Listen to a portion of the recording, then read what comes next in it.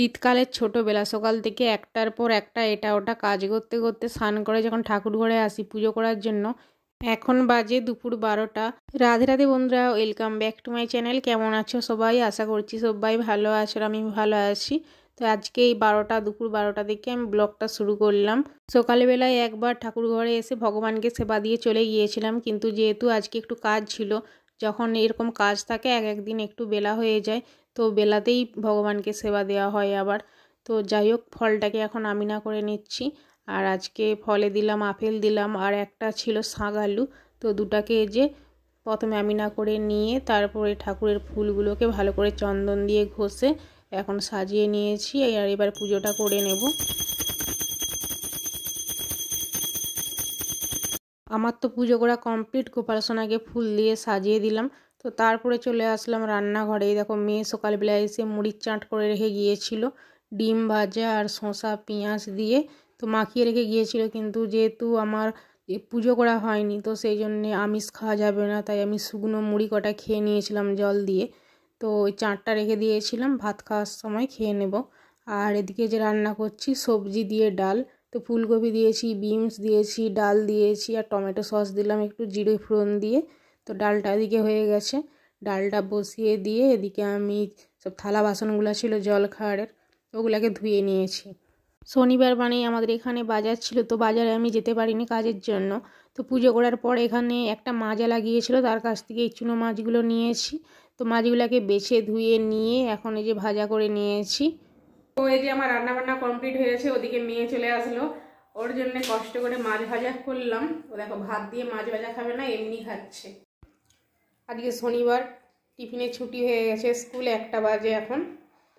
ভাত দিয়ে মাছ ভাজা খেতে ভালো লাগেনি করছি, এমনি খালি মুখে ভালো লাগে।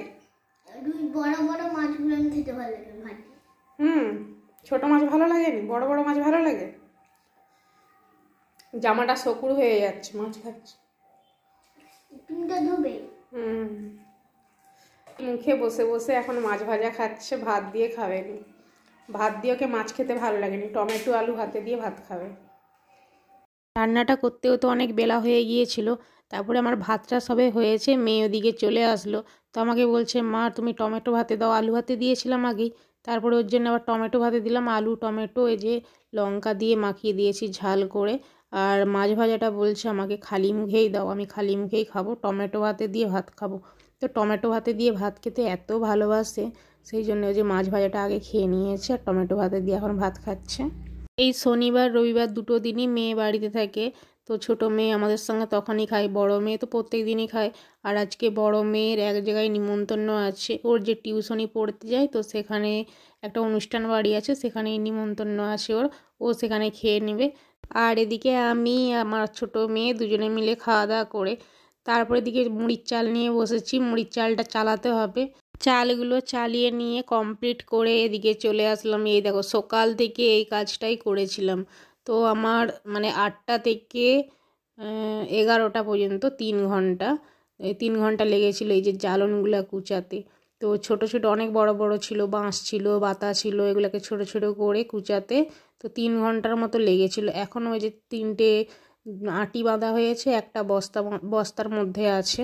নিচে থেকে এগুলাকে জ্বালানগুলোকে কুচিয়ে ছাদের মধ্যে নিয়ে আসলাম। যেহেতু আমি ছাদে রান্না করি, তো সিঁড়ি দিয়ে উঠে ছাদের মধ্যে নিয়ে আসলাম। আর এখানটায় আমার সব জ্বালন থাকে, তো অনেক জ্বালন ছিল এই তিরপল ঢাকার মধ্যে। এখন তো অনেক জ্বালন দিয়ে দিয়ে প্রায় কিছুটা আছে, শেষের মতনই হয়ে গেছে। আর এই যে এখন এইগুলোকে সব এই তিরপলের মধ্যে দিয়ে ঢাকা দিয়ে রাখবো। তো এত ভারী, এত পরিমাণে ভারী কি বলবো, খালি মাথায় তো আনাই যাচ্ছিল না। মেয়ে আর আমি দুজনে মিলে মাথায় গামছা বেঁধে তো তারপরে এই যে ছাদের মধ্যে তুলেছি। আর এখন একটা একটা করে সব এই মাচার মধ্যে তুলে দিচ্ছি, তুলে দিয়ে ঢাকা দিয়ে দেব।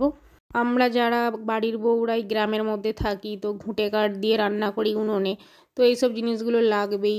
তো সেই জন্যে গুছিয়ে রাখতে হয় আমাদেরকে রান্না করার জন্যে। তো যাই হোক, ওগুলাকে সব ওই ভিতরে রেখে দিলাম, দিয়ে এখন মেয়ে আর আমি দুজনে মিলে তিরপল ঢাকা দিয়ে দিচ্ছি, নাহলে বৃষ্টি হলে তখন আবার ভিজে টিজে যাবে। ওগুলাকে ওদিকে ঢাকা দিলাম, এই যে কালো তিরপল দিয়ে ঢাকা দিয়ে দিয়েছি। আর মেয়ে এদিকে এখন জামা কাপড় তুলছে। আর ও পাশটা দেখো পুরো সাদা হয়ে একদম কুয়াশার মতো, একদম এখনই যেন অন্ধকার হয়ে যাবে এমন অবস্থা। তো শীতকাল মানেই এখন সন্ধে 5টা বাজলেই একদম সন্ধে হয়ে যাবে। তো চলো নিচে যাই, এরপরে ঝাড় দেবো।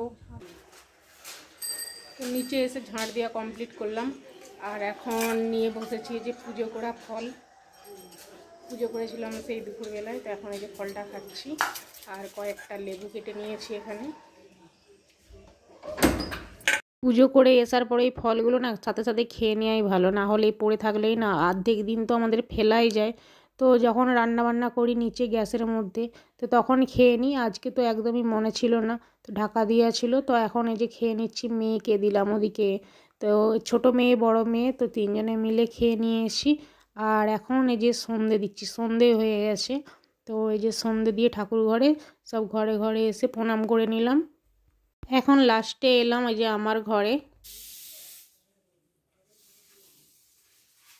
তারপরে সন্ধ্যা দেখানোর পর থেকেই আমার অবস্থা দেখো, সেই সকালবেলায় যে যত জ্বালানিগুলো কুচিয়েছিলাম, তারপর থেকেই এতটা পরিমাণে হাতের যন্ত্রণা। তো সেই রাত্রেবেলার দিকে মানে সেই সন্ধ্যে 6টা থেকে আরম্ভ হয়েছে 9টা পর্যন্ত রাত্রি, 3বার 4বার ভলিনি স্প্রে দিয়েছি। তো তারপরে যে ঠিক হয়েছে। রাত্রেবেলায় তো কোনো রকম রান্না বান্না করতে পারিনি, মেয়েরা তো দুপুরবেলায় ভাত ছিল সেটা খেয়ে শুয়ে পড়েছিল। তো তারপরে এটা সকালবেলা, রবিবার দিন সকালবেলা। তো ওদিকে বাসি কাজকর্মগুলো সেরে নিয়ে পুজো করলাম, পুজো টুজো করে এসে আমি এখন এই যে চমড়ি খাচ্ছি। তো তারপরে এই যে ছাদে আসলাম, আর জামা কাপড় তো মেয়ের কাচতে হবে, যতই আমাদের হাতের যন্ত্রণা হোক আর পায়ের যন্ত্রণা হোক, বাড়ির বউদের তো সব কাজ করতে হবে, তাই না? বসে থাকলে তো চলবেই না। আর এদিকে এই যে জামা কাপড়গুলো এক বালতি আজকে ধুয়েছি, ছোট মেয়ের বড় মেয়ে স্কুলের জামা ছিল।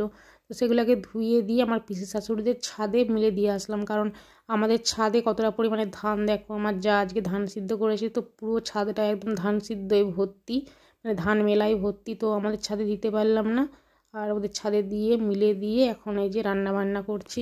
ভলিনি স্প্রে দিতে কাল থেকে হাতটা একটু কমেছে, এখনও কিন্তু ঠিকঠাক কমেনি, এখনও কিন্তু ব্যথা আছে। তো তার মধ্যে যে মশলা করা রান্না করা সবই কিন্তু করতে হচ্ছে। একলা সংসার হলে কী হয় বলো তো, সবই একাকে করতে হয়, কে আর করে দিবে বলো তো, তাই না? তো যাই হোক, ওদিকে মাছগুলোকে ভেজে নিয়েছি। আর আজকে রান্না করছি ফুলকপি আলু আর মাশরুম দিয়ে, আর ওই ছোটো ছোটো চিংড়ি মাছ আছে, তো ওগুলো দিয়ে একটা মানে গায়ে গায়ে করবো, মাখা মাখা টাইপের একটা সবজি করব।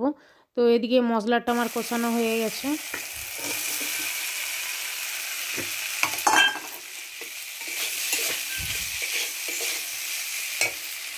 তারপরে একে একে ফুলকপি দিলাম, আলু দিলাম, মাশরুম দিয়ে চিংড়ি মাছগুলো দিয়ে একসাথে যে ভালো করে একটু কষিয়ে নিয়ে তো জল দিয়ে দিলাম, দিয়ে এখন এই যে ঢাকা দিয়ে দিচ্ছি। ওগুলো তো সিদ্ধ হতে টাইম লাগবে। তো ওদিকে রান্নাবান্না আজকে না বেশি করলাম না, কারণ হাতেরটা ব্যথা, তো সেই কারণেই। আর ওই যে মুরলা মাছ ভাজা ছিল, তো ওইগুলো দিয়েই আজকে মেয়েদেরকে খেতে দিলাম, যেহেতু আজকে রবিবার মেয়েদের স্কুল ছুটি, তো সেই কারণে বাড়িতে আছে। মেয়েদেরকে দিয়ে খেতে দিয়ে আমিও এই যে ভাত নিয়ে বসেছি। তো খাওয়া দাওয়া করবো এইবারে, আর মাছগুলোকে আজকে ভাজাই রেখেছি। এইমাত্র খাওয়া দাওয়া করে ঘরে আসলাম, এখন বাজে দুপুর 2টো। মেয়ে ওদিকে পরীক্ষা, ও পড়তে বসেছে। তো আজকের মতো ভিডিওটা এখানেই শেষ করছি। সবাই ভালো থেকো, দেখা হচ্ছে পরের ভিডিওতে। তো টাটা সবাইকে।